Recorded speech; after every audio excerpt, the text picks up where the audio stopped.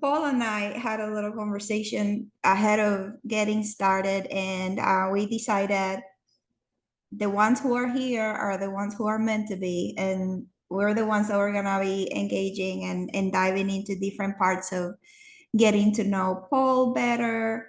I personally have had the pleasure to spend so much time now with you, Paul, personally, in your shows, talking about professional things. I feel like I've known you my whole life, even though we are coming from different paths and different stages of life and different stories. I feel like there's a part of me that I see in you, and there's a part of you that is so relatable and so re-energizing for me to stay connected with what is true and what is special. So I'm so excited that you're here.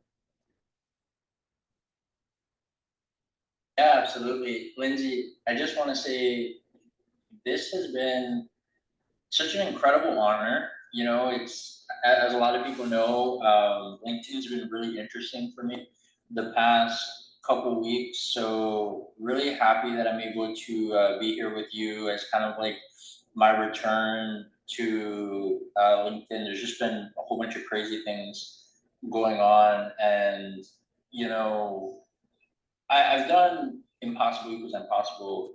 We had an incredible conversation, and there was one part in that really just kind of will always kind of stick with me. I remember when I first heard your story, and I was just blown away. And you and I have gotten to interact so many times through various Zoom rooms and audio events and all these different things. So really, really grateful to be here, and I see some wonderful people in the Garden of Excellence, Steve, Tim, and Reina. Welcome. Thank you so much for being here. And yeah, excited to be back and have a wonderful conversation with my incredible friend, Lindsay. Awesome.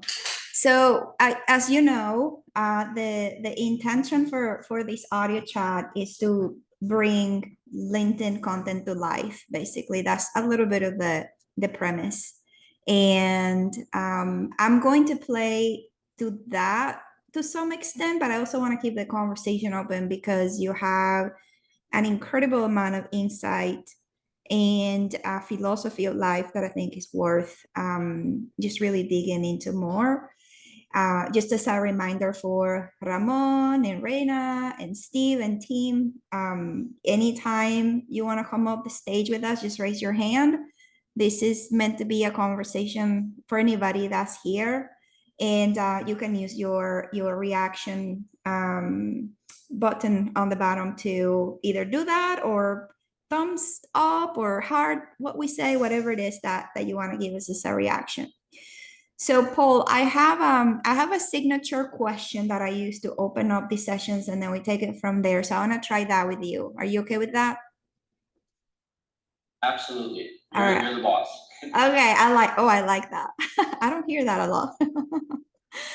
All right, so I'm going to speak with you from the perspective of you being a content creator yourself. You're more multifaceted than that, but let's start with your perspective as a content creator, somebody that definitely has utilized LinkedIn in so many different ways, and we all learn from you. But as you wear your content creator hat, I have this little informal methodology that I came up with. It's made up. But I wanna talk about your ABCs for content creation, like your personal, little roadmap that you use. Hi Natalie, so good to see you. And Professor D, I don't see your full name, but I'm glad you're here. So let's go into your content creation ABCs. So for the letter a thing that you often leave for the last minute. Oh, honestly, I would say probably my posts. Everything that I do on LinkedIn is probably like completely opposite from a lot of the insight that you hear from a lot of creators and influencers.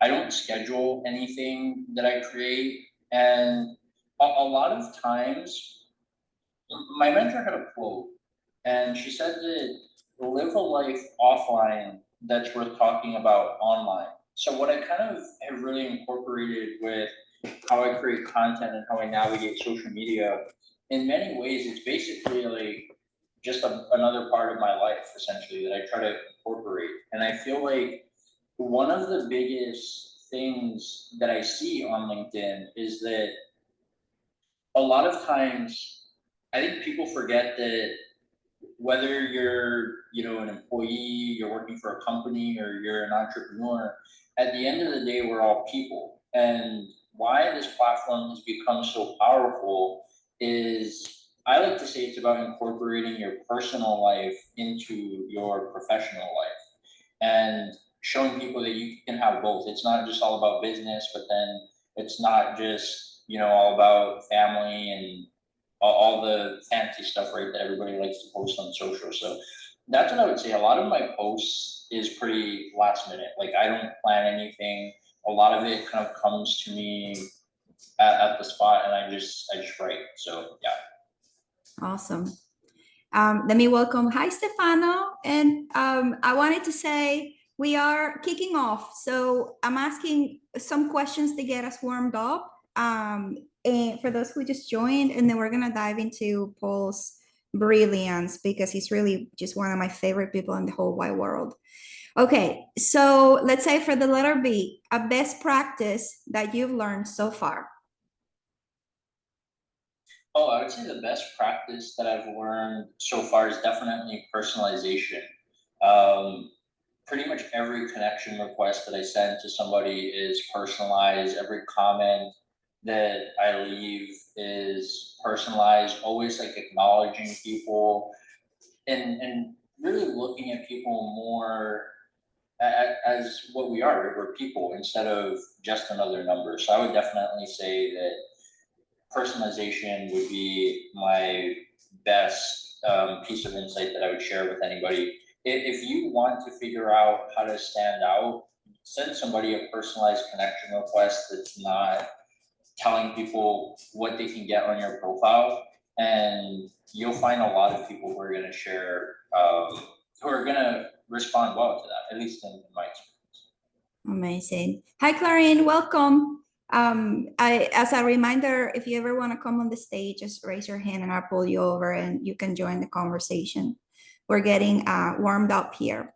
Okay, Paul. So to finalize your little your methodology of ABCs, what is a creativity booster for those days when you have no inspiration or you are in a complicated timing to show up here on LinkedIn?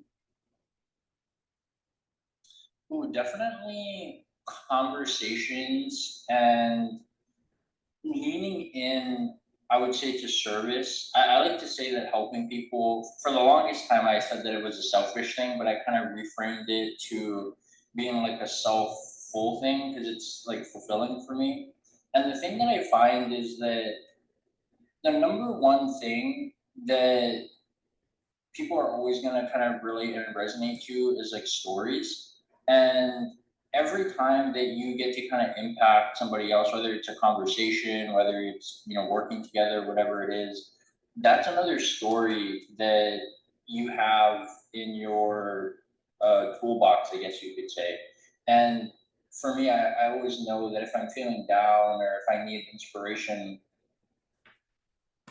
I always lean into service because you can't be like, you can't be both emotions when you're helping people, right? Like you're not going to be depressed and all these things when you're helping people. You're not going to be, oh, when you have somebody in front of you to like interact and connect with. So that's what I would say.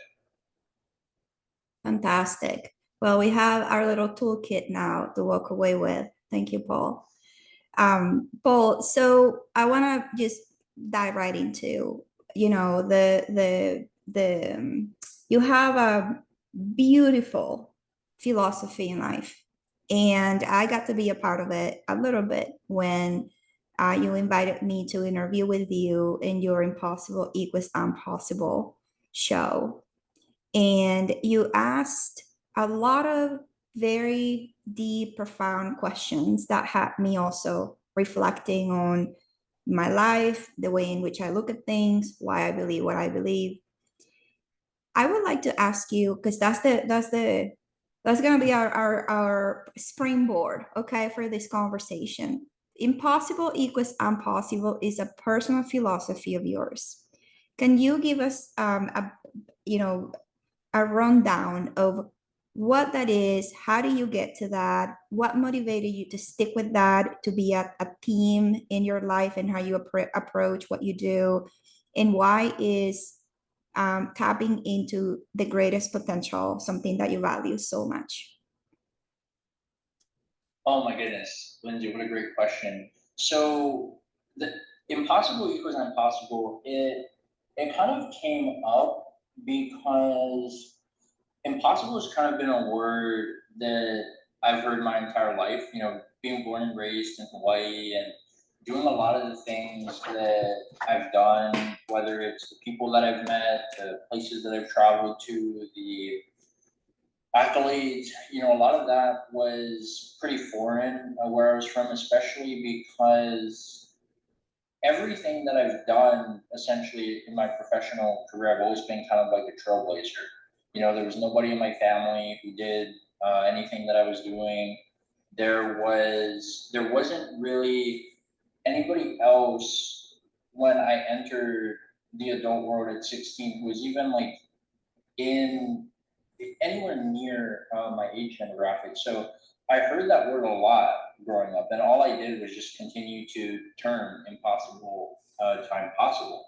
And how it kind of came up, and I decided to kind of do a show on it is when I first created Impossible Equals Impossible, I thought that it was kind of my story.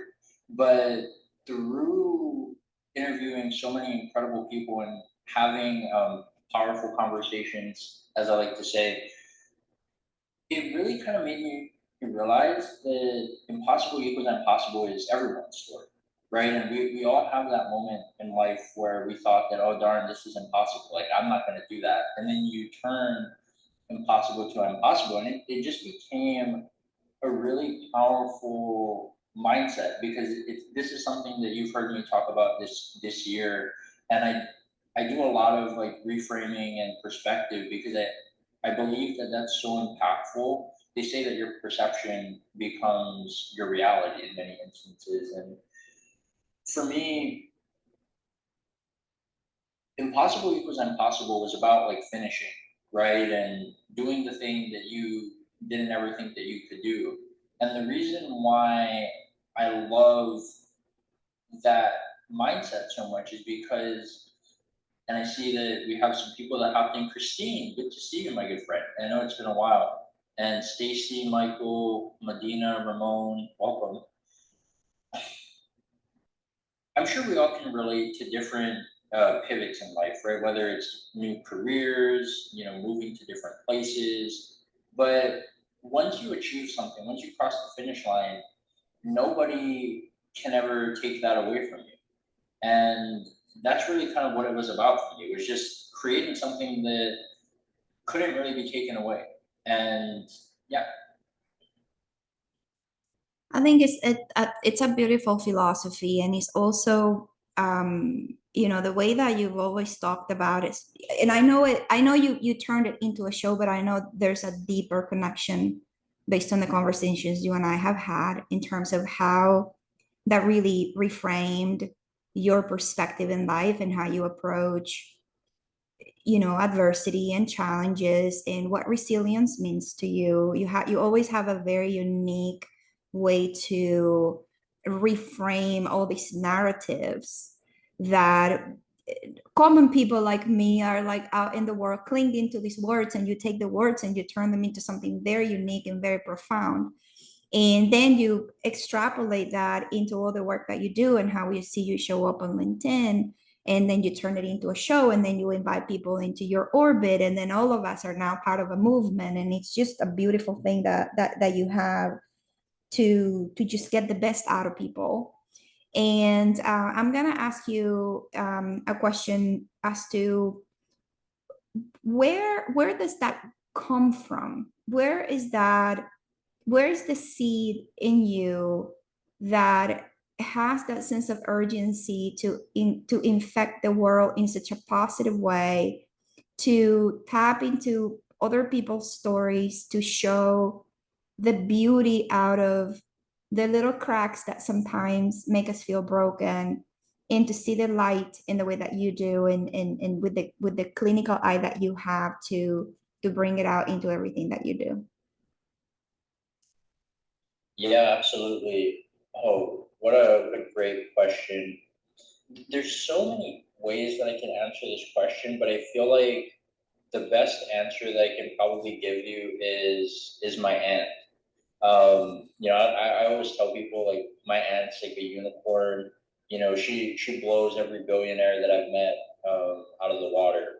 And some of my greatest memories in life are with my aunt. And I wouldn't be here if it wasn't for my aunt.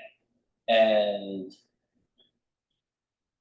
the way that I can really answer this question is for everybody in the room, I want you to kind of think about like what is kind of your through line in life, right? Like that one thing that it doesn't matter what career you change, where you live in the world, that wouldn't change about you. And for me, that through line has always been being the person for others that I wish that I had. I look at some of the mentors and people that I've been able to meet in my life, and I just feel like there's no better way for me to kind of give back than to pay it forward. And what's so funny is a lot of times like when people come on social media, because I know for a lot of people this has been a new world. It was for me too, even though I'm in my 20s. Social media was not something that I could do. And what gets overlooked so much is you see a lot of these like massive people who you think are successful, or they have all these followers and all these things, but you'd be surprised like how far just a kind word of encouragement goes, or it's like, man, like I actually like that. You're not trying to get something from people, you're always trying to give. And that was the one thing that I noticed about my aunt, was she helped everybody. She was always kind of doing things for other people. And she's definitely been the biggest influence with the person that I've become. And yeah, it's been an incredible journey. I'm actually here with her right now, so yeah, it's been fun. What a fantastic way to connect, Paul. You have a way to connect with people intergenerationally in ways that I haven't seen often. You almost have this ability to connect at a cellular level, um, which I think helps mirror up, right, the humanity that we can bring to each other. I know, you have in your tagline that your network is your algorithm. Could you talk a little bit about that? Oh my goodness. Yeah. When so just to give everybody kind of a brief little backstory. So I was born and raised in Hawaii. I've only been LinkedIn for a couple years. And this isn't like, oh, I've had a LinkedIn account. Like I didn't know what LinkedIn was up until 2 years ago. And what was so funny about it is I like to say that when I first came here, I didn't know anybody. I had just moved from Hawaii to Florida in March of 2022. So I was basically kind of starting over, right, hitting the reset button. And I didn't have anything but my story. And when I started speaking and sharing it, it allowed me to kind of connect. And the point that you made about being able to cross generations, it's because my grandparents in many instances have been probably one of the greatest cheat codes for me. I learned so much from them, and I would honestly say I've probably spent 90% of my life around people who are, 3 to 4 times older than me. And what's so interesting about it is you, and this is why perspective becomes such a powerful thing. So many times we ask ourselves, like, we look at it from our perspective, right? Kind of like the selfish perspective. But what I started doing was wondering, oh, why do they think that way? And what I found is, like, my grandparents, for example, they didn't grow up with technology. They started working. ¿Qué My pasó, grandpa papi? was born and raised in Iowa, so Ok, he mi was amor. shoveling snow at like 7, 8 Está years bien, mi amor. old, and my grandma worked in the pineapple field when she was 9. So there's so many things that certain generations have over others. And the thing that's been so unique for me is that I've kind of had best of both worlds. I've used the first phone that I ever used was one of the rotary dial phones. I've used the typewriter, all these like ancient things that a lot of people are like, oh yeah, I've used. That's how it was when I grew up. And I think that having that aspect and being able to kind of understand in a way and live vicariously through my grandparents, through their stories, but also just seeing how much technology has really advanced the world. I mean, I was talking with one of my cousins the other day, and I was like, "You literally have the entire world at your fingertips now. There is no excuse." I mean, I just came back a couple months ago from Nicaragua, where it's like there's so many people who didn't have food, but they had the newest iPhone because of the fact that it gives you the entire world at your fingertips. So it's been really interesting to see how much things have really changed from when I grew up, growing up old school, and then seeing how technology has kind of just completely flipped everything on its head. I'm here laughing because every time you say ancient and old school, I grew up with that in real time, okay? That was part of my upbringing. Not by association. But you're right. I mean, the how we can transpolate, right? Our tools and our resources, and how that shapes up our environment, and how that shapes up the way in which we navigate the world, is very powerful. My son is 19, as you know, and definitely grew up, right, as a Gen Z, um, young man, and totally adapt to technology. I remember he used to play baseball, as I've shared with you before, and with some of you in the audience. And uh, when he was like, I don't know, 8 or 9 years old, we used to do a lot of travel baseball and stayed in hotels and things. And in one of those hotels, there was a phone book. Remember, I don't know if you've ever interacted with one, Paul, but there was like a real phone book where you actually have to look for phone numbers and fax numbers and things for local commercial establishments and people whatnot. And he found it underneath the night table, and he brought up the bed and he said, "Oh my God, what is this? Look at this book and all the Chick-fil-A's that are listed." In such an awe of having found a treasure. And that was a moment where I started to realize the gap between his experience and mine. But I'm digressing, and I want to go back to how all this translates into you being a content creator, you leveraging such a powerful tool as LinkedIn, for the purpose of bringing yourself and your passions and your philosophy into a more accessible platform for everybody. When we talk about impossible equals impossible, when you bring in my network is my algorithm, and you have these type of shows too. You host audio shows, live, LinkedIn lives, and you bring a bunch of people with you. And I'm wondering, Paul, you started talking about the people finding it relatable.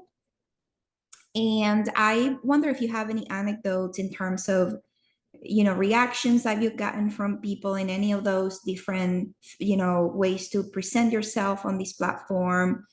Anything that had probably somebody sharing something that was life changing for them. Anything that you feel like, you knew putting it all together was making a difference for you and for others. Yeah, absolutely. So I would say that these audio events have pretty much been my biggest secret to success on LinkedIn. Like I've practically built my entire network through these audio events. And it was really interesting kind of how it all started. One of my big things last year was vulnerability, just because I grew up old school with my grandparents, and there wasn't really much like communication. You didn't talk about a lot of things, and I didn't realize that there were so many things that I kind of buried. And what I found, and I like to say that in these audio events, this is really the realest part of LinkedIn, because in a lot of the conversations that I have, you're getting people who are talking about real life things, right? Like maybe it's challenges that they have, or it's something that you, people feel like, oh, I don't know if I can really talk about that on LinkedIn. But it's changing this idea of something that I talked about earlier, right? How LinkedIn is so much more than a professional platform. It's about incorporating your personal life into your professional life, and realizing that at the end of the day, we're all people, right? And the point that you made about relatability, it, it was really interesting. So I'll tell you a quick story. My introduction to personal development was in 2022. I had invested $10,000 to train with Grant Cardone and his entire executive team. I was a first generation entrepreneur, and yeah, it was pretty much kind of like a rude awakening, I would say, for me. I learned a lot of things really, really, really quickly, and I remember towards the end of the program, he has so many like spin-off companies, but there was one called the 10x stages. And there was a really powerful moment that I've shared with you, Lindsay. But in August of 2022, I went to my first ever retreat, and it was also my first time in Colorado with my mentor mom, Danelle Delgado, who she was the reason why I joined 10X. And if you want to watch, I think it's been the best podcast show, whatever you want to call it, that I've ever seen. I believe it's on the second link on my featured section, but that was kind of how it all started for me. And I remember when I was at this retreat, I was so out of my element, because one, I had never been to Colorado before, so that was like get comfortable being uncomfortable, number one. But then the second thing was I go to this retreat, and there's probably about 60 people at my mentor's home, and 50, I was like one of three men, and I was the youngest person there, probably by like 15 to 20 years. And I just remember thinking to myself, like, holy cows, like I was so, it was probably the most uncomfortable moment of my life, just because it was in real time, and there wasn't really anywhere for me to kind of run or hide. I kind of had to just figure out a way through. But through that experience, I remember it was during Q&A, I I had a question. In order to kind of ask it, I had to share a little about my story. And when my mentor heard it, she was like, "Oh my gosh!" She's like, "You did what?" And I was trying to be quiet. I was in the front row, and I didn't really want everybody to know. And I'm not really like a huge attention person. I'm probably the person that, when you go into a room, I'm listening, I'm taking notes, I'm just observing. And but I kind of learned that impact requires attention, right? And if you don't have attention and people don't know who you are, they, you can't help them. And what was so interesting about this was I think that was the moment that I really realized how extraordinary my story kind of was, because I was in a room with like 60 other people who I thought were like way ahead of me, but I had done so many things that none of them had done. And it was asked in a way that my mentor literally said, "Has any of you done this before?" No, no, no. And I was like, "Oh, wow." I said, "Okay." And she asked me probably the most profound question that I've ever been asked. And she said, "When are you going to stop being the best kept secret and share your story?" And yeah, we're pretty much here. But that is where the fulfillment kind of comes with the work that I do now, right? I talked earlier about my through line has always been being the person for others that I wish that I had.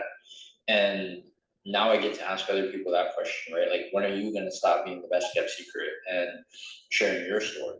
And it's so cool to be on the other end of that, because now I'm the one being like, "Oh my gosh, like, you've done this, like, that's incredible."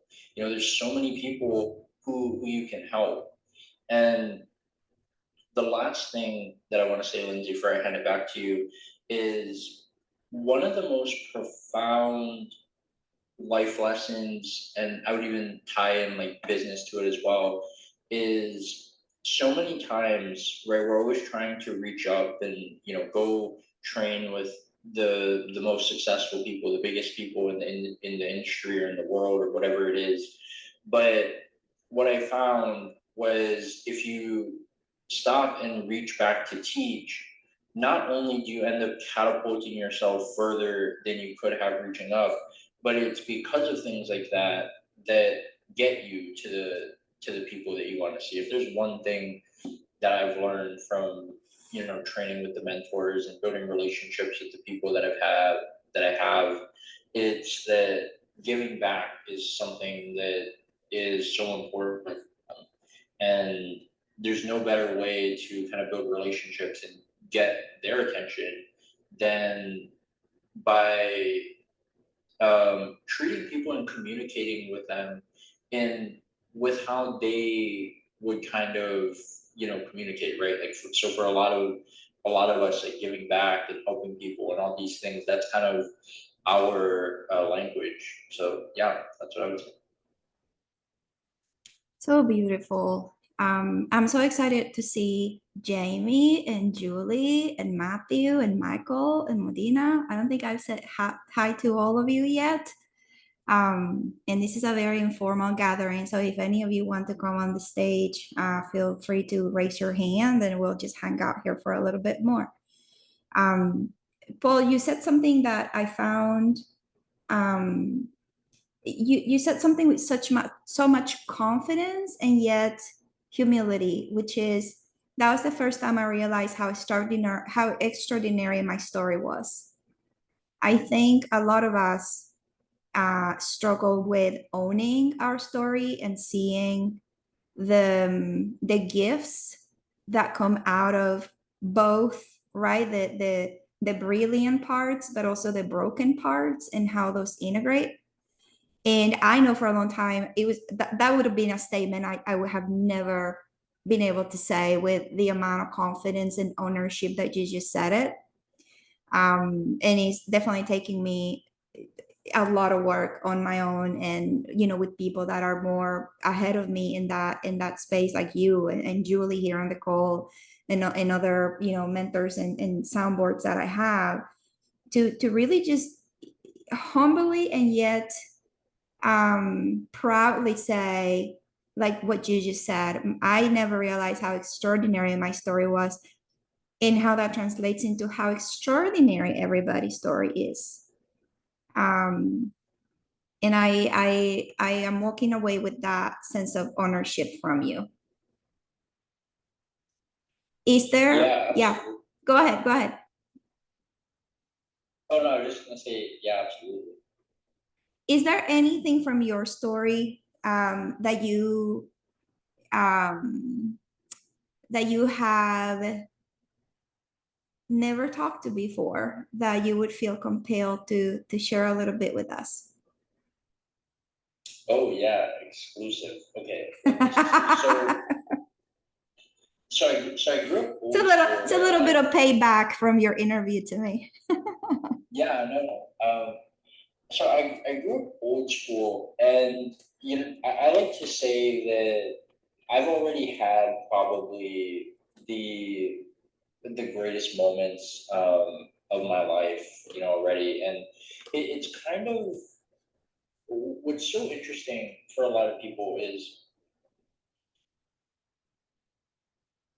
stacking up little wins, right, and building evidence to like basically kind of prove who you say that you are becomes so powerful, especially when you start battling a lot of self doubt and that inner voice and all those things. But I'll tell you, my first thing, I would say, I guess the part of my story that I don't really talk about that was kind of the impossible thing that I actually believed at the time was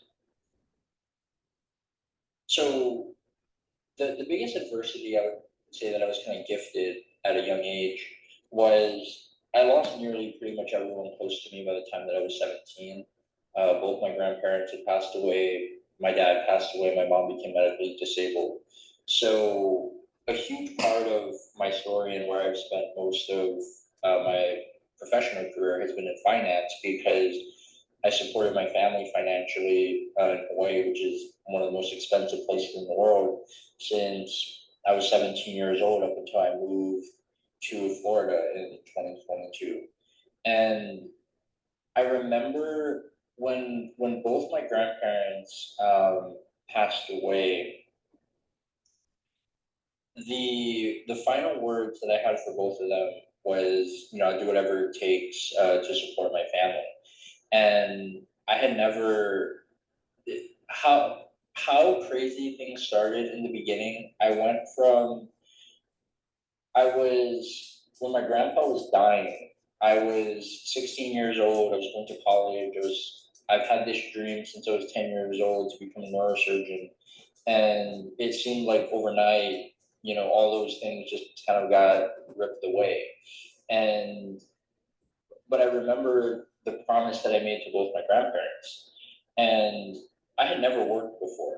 Like uh, my grandpa always told me, he's like, from ever since I was a little boy, he said that you're probably like one of the most brilliant people that I've ever met, but I didn't have any life experience. And I remember that he said that experience will always be your greatest teacher in life, and boy was he right.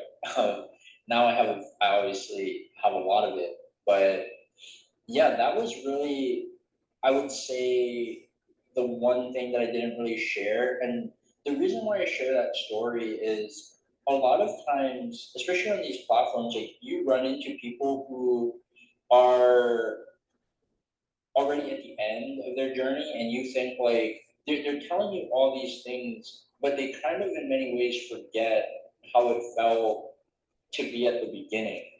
Mm. And I remember when I'm always telling people like, hey, believe in yourself and all these type of things.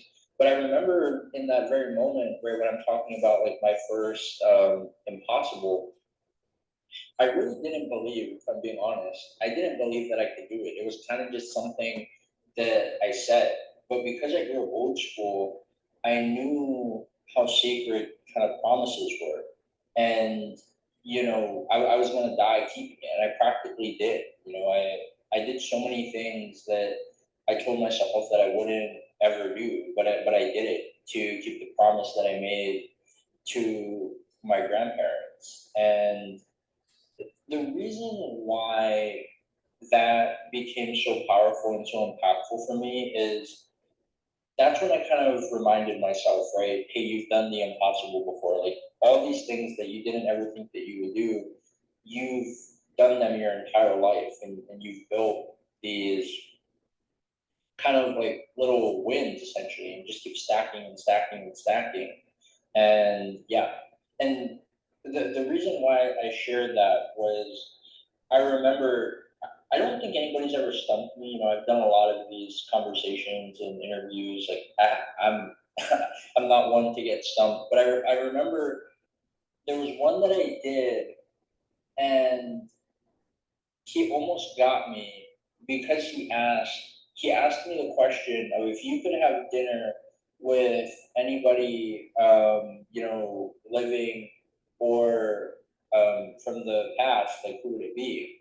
And my answer was my grandparents, because the person that I became once they passed away was, or I would say is unrecognizable. Like they would have no idea who I am, because I kind of became a completely different person. And it would just be cool to, you know, have a conversation over that. And the irony behind that is both my grandparents, so they met on a blind date. So how they met was like a funny story. But they were born on the same day, exactly 1 year apart. And every year on their birthday, I listened to a song from the script called "If You Could See Me Now," and I just think about that and how, for a lot of us, right? Like if we just reflect on this incredible journey that we've been on, just can I get a reaction, preferably a heart or a clapping emoji, if um, where you are now, like you didn't ever think that you'd be where you are, right? Like done the things that you're doing, met the people that you have, right? Like all these type of things, and it really does go to show with this idea of impossible equals impossible, right? And it doesn't matter like how old you are, your gender, like all these different things that we like to tell ourselves. You can redefine your reality for yourself. It's all about kind of what you believe. Oh my God. We're gonna start ramping down here in a minute with all the regrets because I could talk with you for hours. And I think we do need to do some kind of conversation about grandparents because my grandmother was absolutely an anchor in my life too. So a lot of stories there to share as well and a lot of wisdom. um, I want to, so when we started, Paul, you said impossible equals impossible is the finish line. If impossible equals impossible is the finish line, what's next? Oh my goodness, what a great question. So, as you know, Lindsay, my theme of 2024 is intuition, right? Listening to it, I'm so excited for this year because I don't think that I've ever had a year where I listen to my intuition 100% of the time. And it's been such a transformational journey so far. Like things that I thought that I would be doing for the rest of my life, like the more that I ask myself why, things get it seems like the more that I ask myself why, the clearer my plate becomes. And it's like all these things that we think that we want, when you actually invest a lot of the time and have the difficult conversations with yourself, the biggest thing for me is figuring out what success feels like, because every time that I've gotten to that point of, you know, what we all think success looks like, I've never felt that way. And that's really been the biggest thing for me, is just building my relationship with myself to the point where I'm asking myself like, well, what do you think?